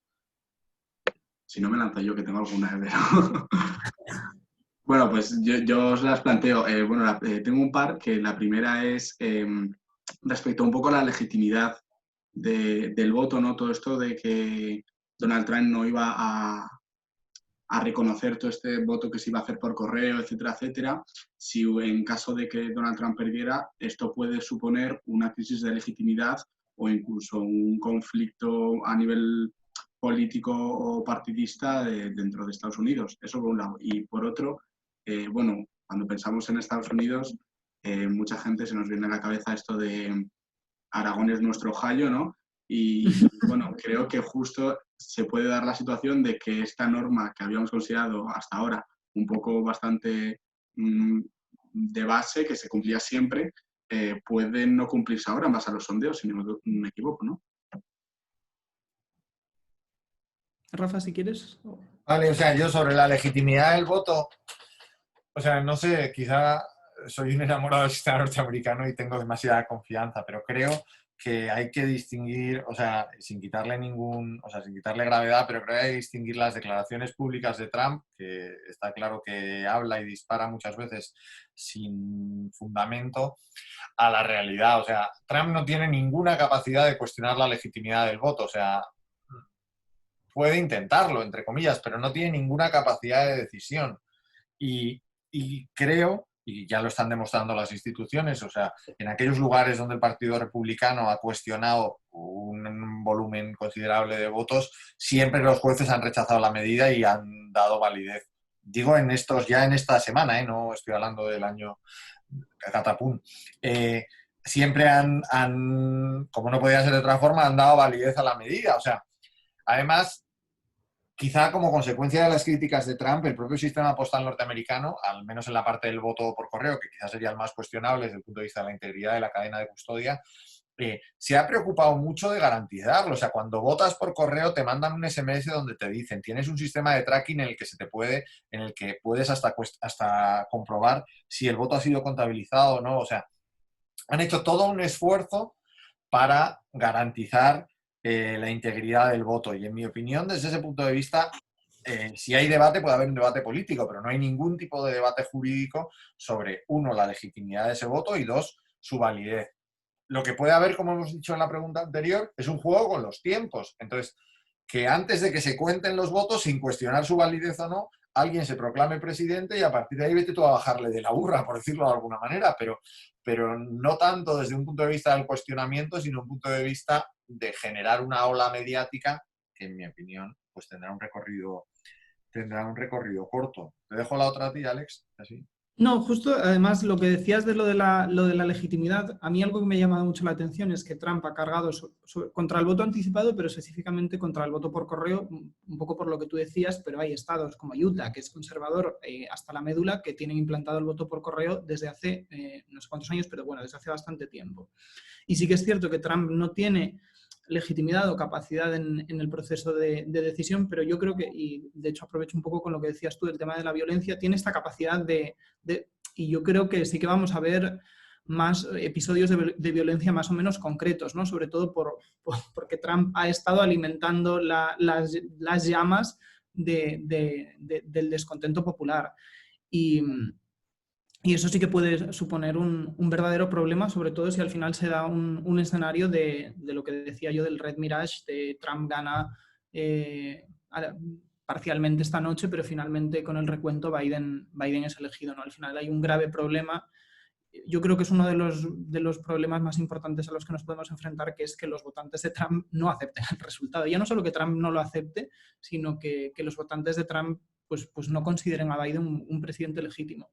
Porque al final yo creo que tampoco es una elaboración mía este pensamiento, pero que mucha gente tiende a ver a Trump como la causa del problema, ¿no? Toda esta división es por Trump, todos estos 4 años han sido horribles por Trump, y realmente no es así. O sea, los problemas ya estaban ahí, los problemas van a continuar, gane Biden o gane Trump, y la gente que tiene visiones contrarias a lo que proponen los demócratas y que no los consideran legítimos, van a seguir ahí, ¿no? Y entonces, pues eso va a ser un verdadero reto, gane quien gane. Pero bueno, sobre todo si gana Biden, va a ser un reto para él, porque esos votantes no van a desaparecer.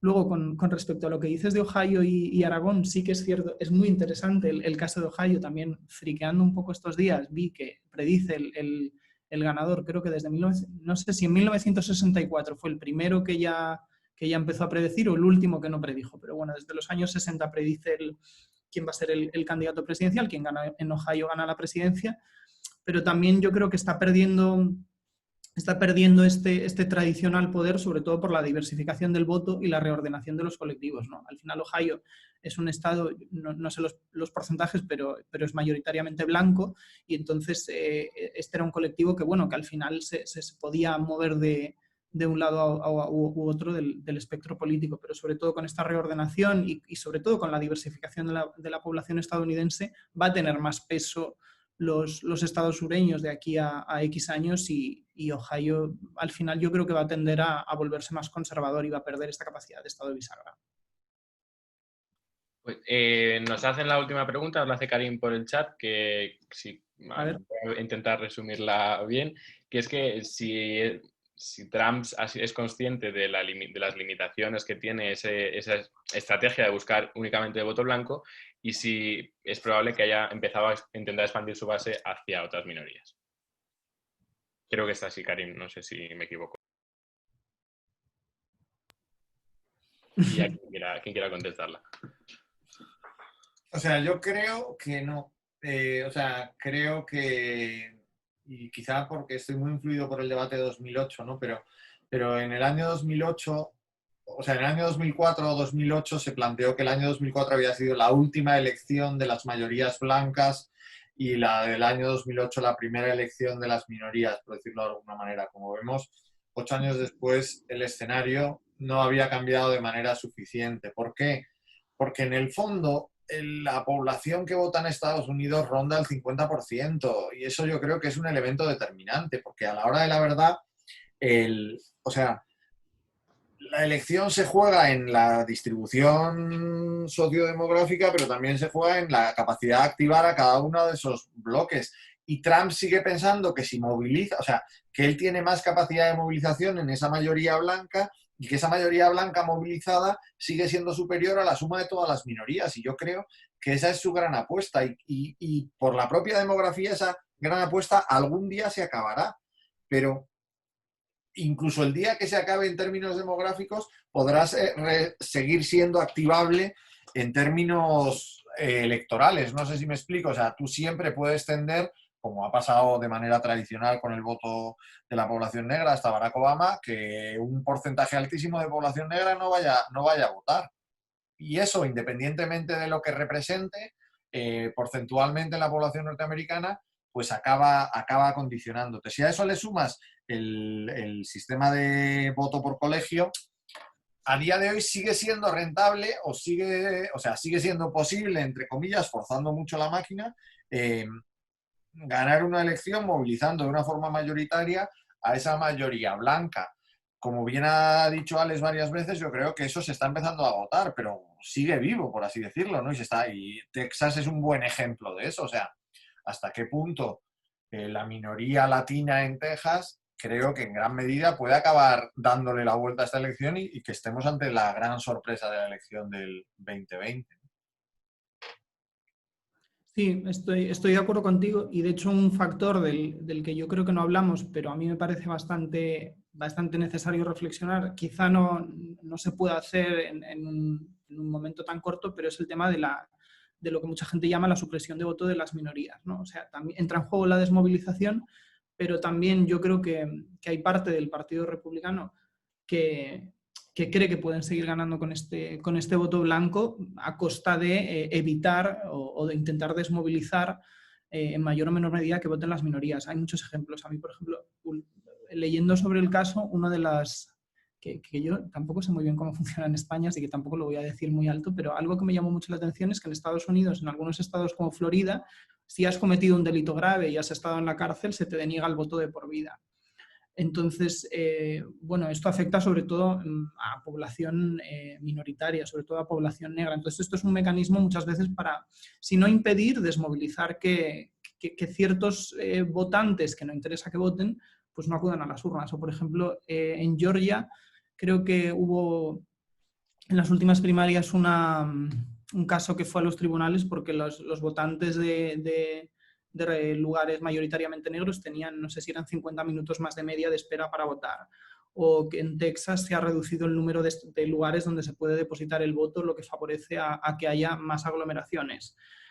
O sobre todo incluso el tema de registrarse para votar, que es algo que se me escapa un poco, pero también desmoviliza a mucha gente, ¿no? Entonces yo creo que sí que es cierto que hay una parte del sector del Partido Republicano que aboga por diversificar el tipo de electorado al que consiguen atraer su voto, y hay otra parte que simplemente prefiere intentar desmovilizar un voto de minorías que en cierto modo no les favorece. Pues con esto cerramos el acto de hoy. Daros las gracias infinitamente a los dos por querer estar con nosotros. Ha sido, la verdad, un acto súper interesante. Creo que es súper útil para todos los que hemos estado aquí. Y como hemos dicho, el acto lo vamos a subir a YouTube. Os enviaremos el link para que os veáis si queréis más tarde. Y nada, en nombre de toda la asociación, de verdad, muchísimas gracias por estar con nosotros. Gracias a vosotros por la invitación. Sí, muchas gracias por contar conmigo.